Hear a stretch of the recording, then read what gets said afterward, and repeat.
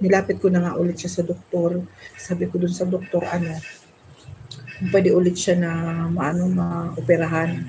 Sabi ng doktor, kahit hindi na, kasi may butas naman yan dyan, so lalabas naman yan dyan. Kasi pag halimbawa na binutas natin ulit, inoperahan ka ulit, useless lang. Kasi ang daming dugo na lumalabas. Daming dugo na lumalabas.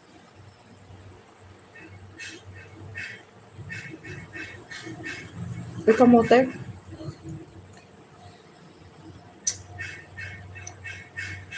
Kasi ngayon, nagda-diet ako. Alam niyo po yung kape ko ngayon. Ang kape ko ngayon, black coffee na may kalamansi. So, yun yung iniinom ko. Kasi, pang bawas ng mga fats. Masarap kaya yun.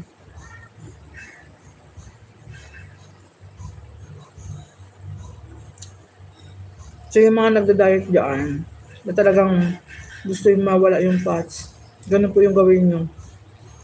Tapos, kamote, every morning, magkakanin ka pag tanghali na.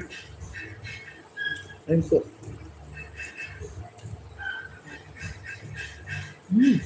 Magbibigay pala ako sa ate ko ng ulam. Nabibigyan pala ako ng ulam.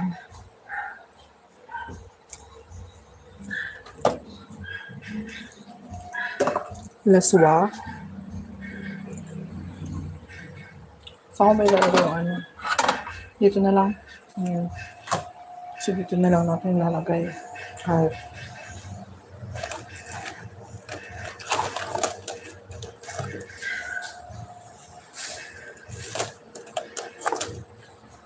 So, totally po kasi dito ay sa amin kasi puso kasi yung bigayan ba? Diba? Puso kasi yung bigayan.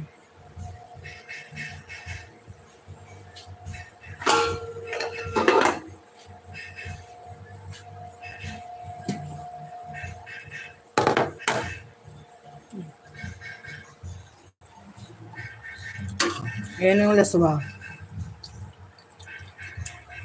Masarap yung laswa.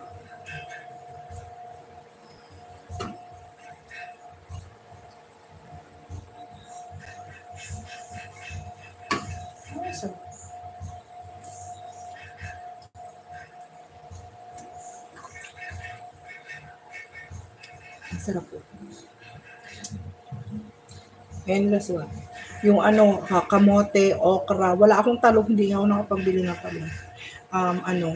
Kamote, saluyot, okra, at saka ampalaya.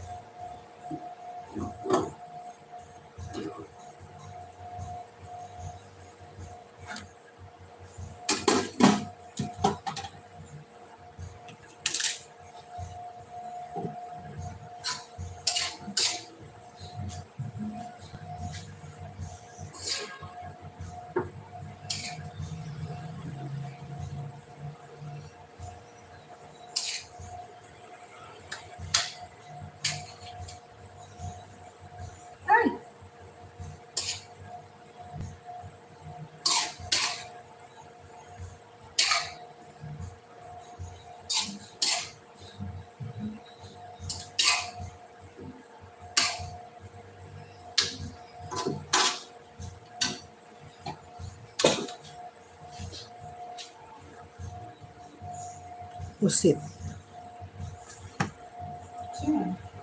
Takip.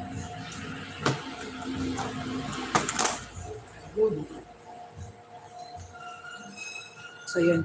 Ready na yung ating ibibigay doon kay ate. Kay buntis.